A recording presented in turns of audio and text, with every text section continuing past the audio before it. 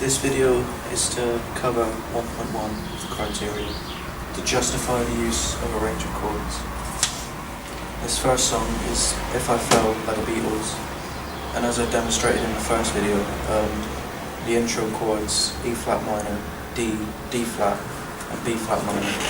They're not in any specific chord key signature. Like this signature is D major. They're not all in that signature, it's just a random intro. And on their own, playing the chords on their own, it can sound very weird. But in the original song, with the vocals, it's quite smooth and easy to listen to along with the... If I fell in love with you, would you promise to be true and help me understand? 'Cause I've been in love before, and I found that love was more than just holding hands. It's much easier to listen to. The song carries on into the main chord progression, a simple chord progression into the verse.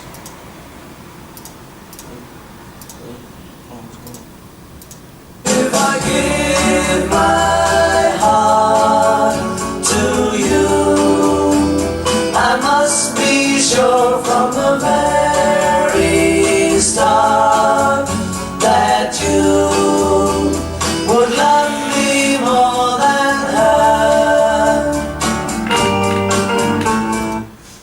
That last part of the verse was chords G minor and A, which G minor shouldn't be in that. Key signature should be G major. But it sort of gives the song, because the chord signature for that is very simple and just a regular chord signature, it gives it something a bit different. And it just slightly takes you out of the song and then brings you back in.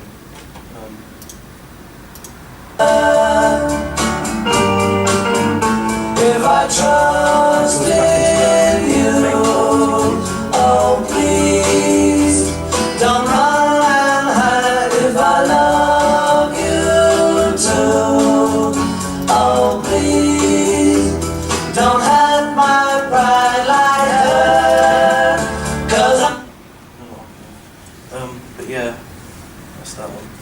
Yeah. About that intro, how do you feel this chord supporting the melody? What do you think it brings? It just brings a nice calming intro.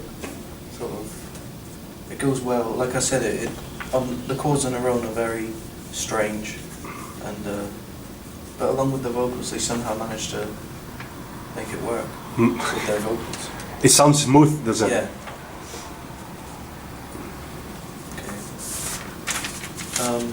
The next one I'm going to cover is the 12-bar blues. It's like I said in the other video, there's not really any key. It says in key in the A major key, but since they're all dominant sevenths, it's not really a single key. But the point of this is to allow a musician to use various scales, such as A minor pentatonic. You can also use A major pentatonic, A, D and E, the three chords used, mixolydian, and A, D and E, altered dominant. So, and the dominant chord, since it's quite a sort of intense sounding chord, it could be a blues thing. Well, it is a blues thing, and it could go back when blues was sort of first invented, back in the slave times. Because lyrically, blues is very emotional and dramatic and what's the word I'm looking for? Hard hitting sort of thing, and the chords would go with the lyrics. That sort of intense sound. So the chords brings that feel of Yeah. sadness, Or- blues, Yeah. which was the origin of this genre, which slaves sing about suffering. Yeah. The next one is another Beatles one. It's In My Life. What's going on? Just once.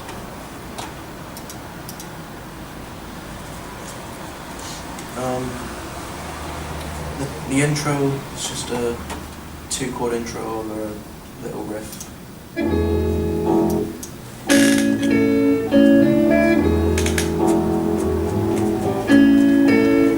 Then it goes into the verse. There are places I remember all my life, though some have changed. And in that second half of the verse is a D, D minor, and A chord sequence, which doesn't go with the scale, the signature, the key signature. But if you can hear, there are backing vocals that create this downwards chromatic sound. All my life, though some have changed, some forever, not for better. Some have gone, and some remain. Mouse is playing that. Those chords imitate that chromatic sound that the backing vocals are making, with notes in those chords. And there's also a similar thing happening. It's not the chorus, it's the... It's like a breakthrough. Yeah. With lovers and friends, as moments. With lovers and friends, I still can recall. Some are dead and some are living. That G chord, the third chord of that bridge part,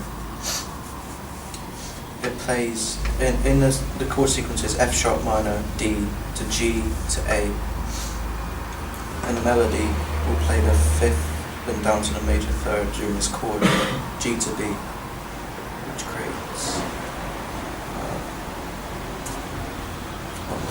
So the melody is doing the fifth and the third from that G chord, you mean? Yeah. Cool. And then there's another thing happening afterwards. I don't know what's going on with this mouse. With lovers and friends, I still can recall. Some are dead and some are living. In my life, I've loved them all.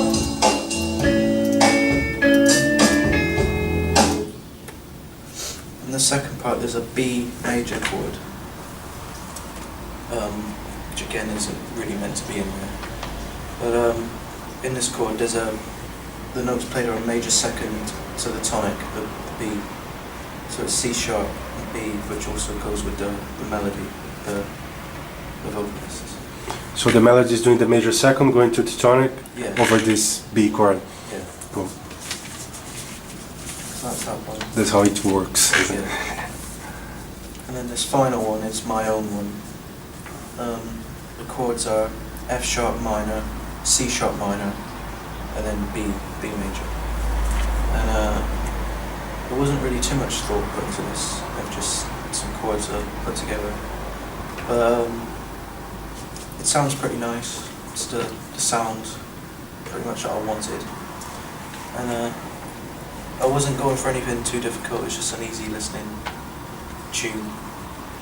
And So why you've chosen those chords? Because it sounds good, yeah, and you wouldn't like to have some overcomplicated no. chord progression. So And yeah, it's the sound I was looking for when I came up with the chord progression. Just something simple but nice. So that's really it's more like a pop. yeah. It's kind of rational, like easy to digest, Yeah. and easy to draw like a nice melody over it. And Yeah. So that's that one. That's that one finished.